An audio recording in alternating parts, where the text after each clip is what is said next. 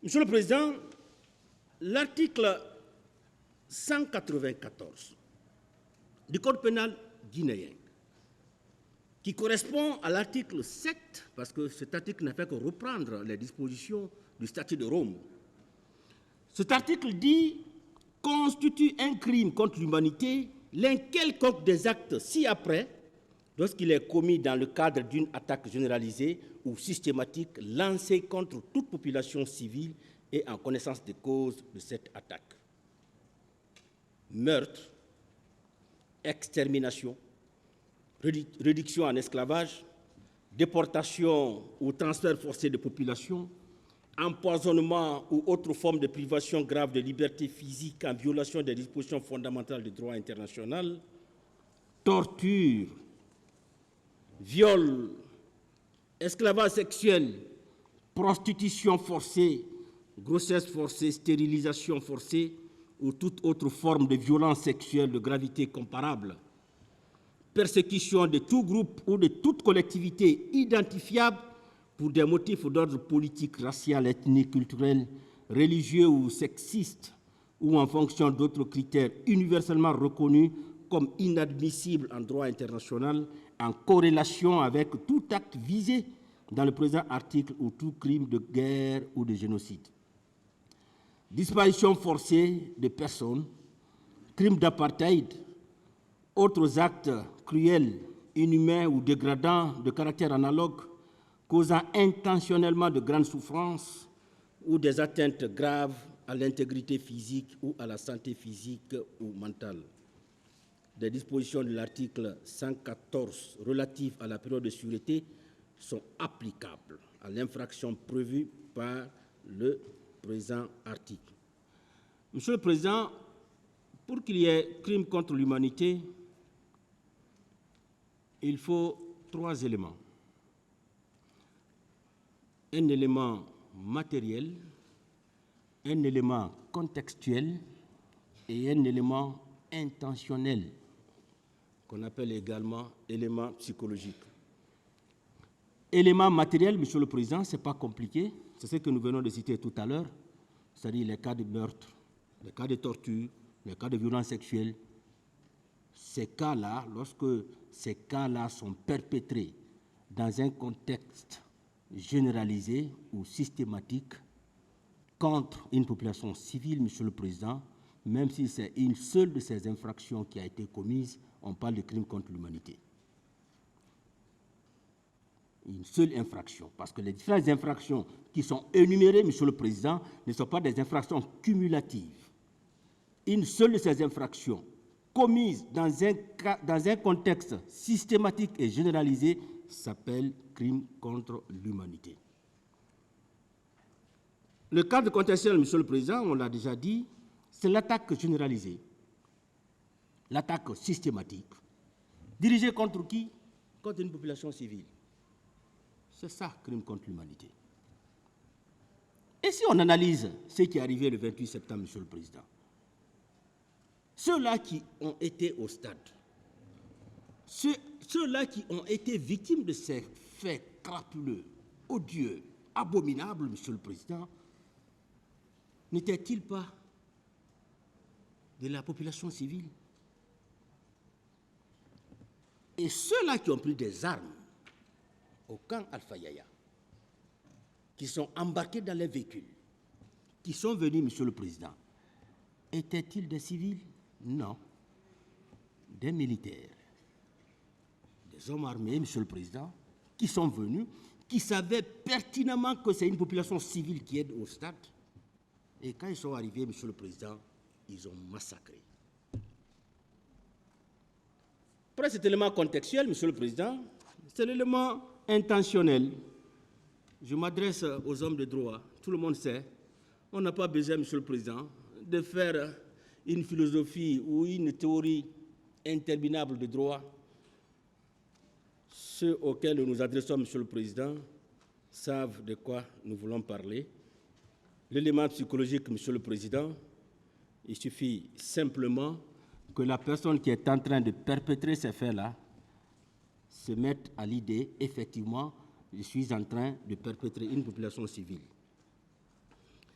aussi, Monsieur le Président, les différentes infractions qui ont été perpétrées donc des infractions dont chacune constitue un crime ou des crimes contre l'humanité, ces infractions donc qui ont été perpétrées au stade avant le 28 septembre, le jour du 28 septembre et après le 28 septembre, ces infractions ne sont autres que le meurtre, le viol et autres formes de violence et agressions sexuelles, esclavage sexuel, la torture et autres actes cruels, inhumains ou dégradants, de caractère analogue, causant intentionnellement de grandes souffrances ou des atteintes graves à l'intégrité physique ou à la santé physique ou mentale. Également, la privation grave de liberté physique et les cas de disparition forcée. Voici les infractions, Monsieur le Président, qui, isolement prises, constituent des crimes contre l'humanité qui ont été commises le 28 septembre, avant le 28 septembre, le jour du 28 septembre et après le 28 septembre, Monsieur le Président. Le meurtre, c'est le fait de donner volontairement la mort à autrui. Et la loi dit que le meurtre est puni à la réclusion criminelle de 30 ans. Et lorsque le meurtre précède, accompagne ou suit un autre crime, il est condamné à la réclusion criminelle à perpétuité. Les cas de meurtre, Monsieur le Président, qui ont été commis au stade, est-ce que ces cas-là n'ont pas été commis concomitamment avec d'autres infractions? Ou est-ce que ces cas de meurtre-là n'ont pas été précédés par d'autres infractions? Est-ce que d'autres infractions n'avaient pas suivi, Monsieur le Président? À vous d'analyser. Nous savons que vous êtes une composition aguerrie. Vous comprendrez qu'il s'agit des cas de meurtre aggravés qui ont été commis au niveau du stade. Il y a donc l'élément matériel, on l'a déjà dit, c'est un comportement. L'élément matériel, c'est le comportement, le résultat et le lien de causalité entre le comportement et le résultat obtenu, Monsieur le Président. D'élément moral, il y a ce qu'on appelle le dol général. Il faut une double exigence, dol général, dol spécial. Dol général, c'est le fait de savoir effectivement qu'on est en train de violer la loi. Et dol spécial, c'est le fait de donner la mort, ce qu'on appelle en latin l'animus necandi. Je les regarde en face, Monsieur le Président, parce que c'est que ce sont des professeurs de droit, ils savent de quoi je parle. On n'invente rien, ce que nous disons, c'est ce qui existe. Bien, Monsieur le Président. Également, on l'a dit tout à l'heure, qu'il peut arriver, lorsque le meurtre est donc commis dans les cas que je viens de citer, il va s'appeler meurtre aggravé, et la peine qui doit être infligée, c'est la peine de réclusion criminelle à perpétuité. Monsieur le Président, également, il y a eu des cas de viol, plusieurs cas de viol, et autres formes de violence et agressions sexuelles qui ont été commis au stade. Et après le stade, Monsieur le Président, des femmes ont été violées. Ça a été rappelé ici plusieurs fois. Les chiffres que nous venons de donner, Monsieur le Président, attestent qu'effectivement, des cas de viol ont été commis au stade. Et pour la caractérisation de cette infraction, il y a bien sûr l'élément légal. Déjà, c'est un cas, les cas de viol ont été commis dans un contexte généralisé et systématique, donc prévu et puni par les dispositions de l'article 194 du Code pénal, mais également, Monsieur le Président, les cas de viol sont prévus par les articles 267, 268 et 269 du Code pénal guinéen. Et lorsque ces cas, Monsieur le Président, ont entraîné, par exemple, la mort de la victime, ou que ces cas de viol ont été perpétrés sur une personne vulnérable, Monsieur le Président, naturellement, le cas peut être aggravé. Et lorsque ça a entraîné la mort, la peine qui doit être prononcée, c'est bien sûr la peine de mort. Monsieur le Président, une telle question ne peut plus revenir devant une juridiction de base. Et quand on dit non, c'est au cours des débats, quand la question est soulevée, ça ne passe pas. Ce n'est pas vrai. En droit, ça n'existe pas. Et je suis formel. J'ai dit que si c'est une question qui n'avait pas été examinée, là, d'accord, on peut revenir. On peut en discuter. Une question qui a fait des débats, qui a fait l'objet de décisions, depuis le cabinet d'instruction. Alors, vous voulez nous dire ici, on veut nous faire croire ici, que l'arrêt de la Cour suprême, là, plus vaut l'amener à Madina, pour aller vendre le poisson là-dedans, ou bien donner aux gargotières. Et pourtant, c'est ce arrêt-là qui a confirmé qu'il n'y a plus de recours. C'est ce arrêt qui a confirmé que les parties, vraiment l'instruction préparatoire est terminée. C'est ce arrêt qui a décidé que désormais le procès peut s'ouvrir. Malgré qu'il fallait attendre. Mais chaque chose arrive. Chaque chose a son temps. Ah, Monsieur le Président, la tête du juge contient des secrets que même son oreille ignore. Subtilement, vous avez joint cette question au fond. Ça nous a laissé perplexes. Bon, à interpréter autrement, c'était un rejet qui ne disait pas son nom du côté du parquet. Parce que le parquet était venu avec un lot de dossiers. Voilà, il faut requalifier tel statut de Rome. Voilà ça. Vous avez dit, moi j'ai joint ça au fond. Bon, le tribunal aurait pu quand même aller très loin en rejetant cette question. Pour ne pas qu'on nous fatigue, ou qu'on nous fatigue encore avec cette question de requalification. Mes confrères diront mieux que moi sur la question. Monsieur le Président,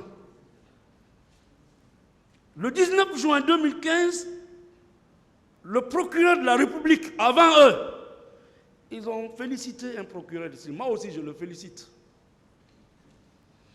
J'ai été toujours opposé à lui. Toujours. Il m'a enseigné. Mais c'est un homme, Monsieur le Président. C'est un homme de principe. Je ne dis pas que son absence a beaucoup joué, parce que la vie, c'est la vie. Mais, Monsieur le Président, si le procureur qui avait poursuivi cette procédure était sur le banc du ministère public, je ne pense pas qu'il allait revenir sur cette question. Bon, peut-être, mais je ne pense pas. Le connaissant, bon, j'ai eu atome crochu avec lui dans plusieurs dossiers. Mais c'est un homme de principe. Quand il succombe avec beaucoup de nervosité, il faut le reconnaître, c'est la nature humaine. Mais il n'allait pas revenir sur cette question, sachant bien que cette question est déjà réglée. Donc, suivant un réquisitoire supplétif de M. le procureur de la République en date du 19 juin 2015, certains accusés ont été inculpés pour responsabilité de commandement des chefs militaires et autres supérieurs hiérarchiques sur la base de l'article 28 du statut de Rome. Le dit article, récemment transporté à l'article 198 du nouveau code pénal du 26 octobre 2016, vise les infractions de génocide et de crimes contre l'humanité qui n'étaient pas prévues dans le réquisitoire introductif du 8 février 2010. Ainsi, l'ordonnance de renvoi et de requalification de non-lieu et de renvoi devant le tribunal criminel a requalifié les faits de responsabilité de commandement des chefs militaires et autres supérieurs hiérarchiques en fait de complicité prévue aux articles 19 et 20 du Code pénal. Voilà le contenu de l'ordonnance. Les juges d'instruction, tout au début, ont rendu leur ordonnance en disant non, on ne peut pas requalifier. La requalification dont vous parlez, ces faits sont antérieurs évidemment à la rentrée du Code pénal en vigueur. Donc, c'est pratiquement est juridiquement impossible. Et l'ordonnance de renvoi, de requalification de non-lieu partiel devant le tribunal, effectivement, a requalifié, Monsieur le Président, les faits de responsabilité de commandement des chefs militaires et autres supérieurs hiérarchiques en fait de complicité prévue à l'article 19 et 20. Voilà la problématique. Et c'est ce qui gêne de l'autre côté. Parce que la complicité, on ne pourra pas, ils ne pourront pas établir la complicité. Et comme tout le monde croit en Dieu, chacun pense à Dieu, Dieu appartient à tout le monde. Donc il faut aller directement dans le crime contre l'humanité pour ne pas que des innocents échappent. C'est tout. C'est le pied, c'est l'objectif. Sinon, ça n'a aucune valeur juridique, Monsieur le Président. En droit, c'est inopérant. Donc les juges d'instruction ont été très clairs. Nous ne pouvons pas poursuivre ces supérieurs hiérarchiques parce que ça réjaillit sur mes clients. C'est comme si mes clients ont été des exécutants. C'est comme si les supérieurs hiérarchiques là, on a tourné, retourné, on n'a rien trouvé contre eux, mais comme c'était des chefs, le fait d'être simplement chef, il faut le condamner. On doit refuser ça dans d'autres pays, Monsieur le Président. Hein. Il faut qu'on refuse cela. Ce n'est pas parce qu'on est chef qu'on peut être automatiquement condamné. Ce n'est pas possible. Donc, sur appel des ordonnances, de l'ordonnance de requalification de non-lieu et de renvoi, pour le juge d'instruction, la chambre de contrôle de l'instruction, la deuxième chambre, a rendu l'arrêt numéro 23 du 18 mai 2018. Monsieur le Président, cette chambre était présidée par une dame de valeur que vous connaissez. Elle est très courageuse. Et